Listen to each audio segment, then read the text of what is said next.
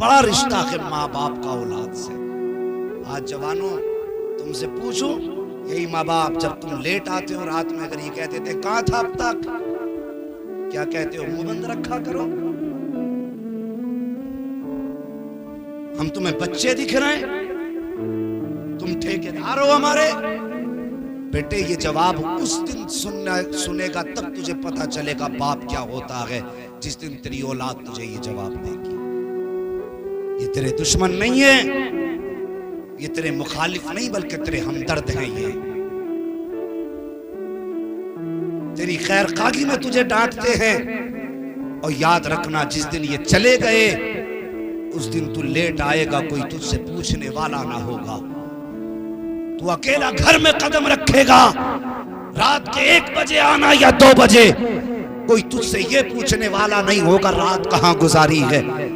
और तुझे बज़ाहिर तो लगेगा अब मैं आजाद हूं, लेकिन खुदा की कसम जब तू घर में कदम रखेगा और तुझे टोकने वाला नहीं होगा, उस दिन तेरे कान उस आवाज को तरस जाएंगे जो 1 बजे निकल के आती थी तेरे कानों तक और कहा करती थी इतनी रात कहां से आ रहा है। उस चेहरे को तरस जाएंगी तेरी आंखें जो आधी आधी रात को बैठ करके तेरा रास्ता तका करती थी। साहिब माँ बाप को नजरअंदाज ना किया करो। हम तो रातों दिन सफर करने वाले लोग हैं। हमने आधी आधी सर्दी की रातों में बूढ़े बापों को रोडों पर टहलते देखा है, दरवाजों के आगे माओ को बैठे देखा है। आधी रात में अगर माँ से पूछा है, माँ दुनिया तो बिस्तर पे गर्म पे लेटी है, इस सर्दी की रात में क्यों बैठी है, तो उस बूढ़ी ने जवाब दिया बेटे अभी मेरा बेटा घर नहीं आया है, इसलिए दरवाजे पे आके बैठ गई हूँ। मैंने अपनी आंखों से देखा है साहिब, एक बूढ़ी माँ को सफर करते हुए जिसकी कमर झुकी थी, हाथ में कपड़ा था। जब वो बस में चढ़ी आके नीचे बैठी,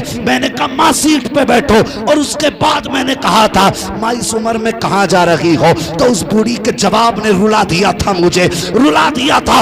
उसने कहा था मेरा बेटा काम के लिए आया है मुरादाबाद, आज लेकिन खाना लाना भूल गया था। जब वो दोपहर का वक्त गुजरा है, मैं घर में बैठी थी, बर्दाश्त न कर सकी, मैं जैसी तैसे करके ये रोटी लेकर के आई हूँ। मेरे बेटे ने कुछ नहीं खाया होगा। और यार ये माँ होती है जिससे अपना वजूद ना संभलता, वो तेरे लिए बुढ़ापे में खाना लेके चली है। ये 1 किलोमीटर की कहानी नहीं, ये 20 किलोमीटर की कहानी है जो माँ ने कमर झुका करके रोटी बेटे तक पहुंचाई है। वो यार ये माँ बाप होते हैं, अगर तू खाना ना खाए तो इनके हलक से खाना नहीं उतरता, फिर तू कैसा बेटा है कि अगर ये ना खाए तो तू कैसे खा लेता है। उसूल बना लो कि पहले माँ बाप को खिलाएंगे उसके बाद खुद खाएंगे। अगर ये नजरिए हो जाएंगे, इधर बाप मुस्कुराएगा उधर मदीने वाला मुस्तफा मुस्कुराने लगा।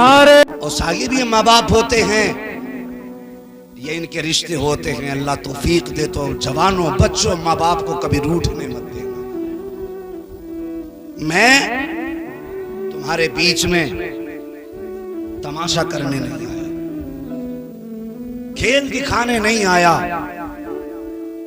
और मैं तुम्हें पहला फुसला कर झूठी बातों से लूट करके जाने नहीं आया। मैं एक दर्द लेकर के आया हूं अपनी कौम के बीच। और मेरी कौम के जवानों बच्चों, अल्लाह तुम्हारी जवानियां सलामत रखे और वो उम्र पाओ कि तुम्हारे सर पे सेहरे बंधे। माँ बाप का ख्वाब भी बड़ा अजीब होता है। मैंने कहा था कि बहन का वो दामन है कि अगर माँ ना हो तो भाई को माँ बन के पालती है, अगर माँ बाप ना हो तो माँ बाप बन के बहन पाला करती है। ये बहन की मैंने रिश्ते की बात बताई थी। अजीब रिश्ता होता है बहन का भाई से। और बात याद आ रही है साहिब, अगर भाई पैदा ना हो तो सजदों में गिर गिर के भाई के पैदा होने की दुआएं बहनें किया करती हैं।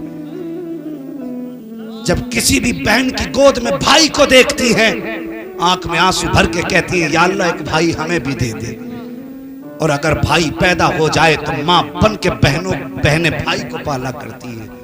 क्या तुमने दुनिया में नहीं देखा? हर घर की कहानी है साहिब। अगर भाई होता है, बहन बड़ी होती है, भाई छोटा होता है, तो नहलाना बहन का काम है, सुरमा लगाना बहन का काम है, उसको सजा करके दूल्हा बनाना बहन का काम है। कभी इधर से देखती है मेरे बेटे अभी ये कमी रह गई है, कभी इधर से देखती है ये कमी रह गई है। और साहिब फिर एक माथे पे छोटा सा तिल लगाती है सुर में और स्याही का, कहीं मेरे भाई को नजर न लगे।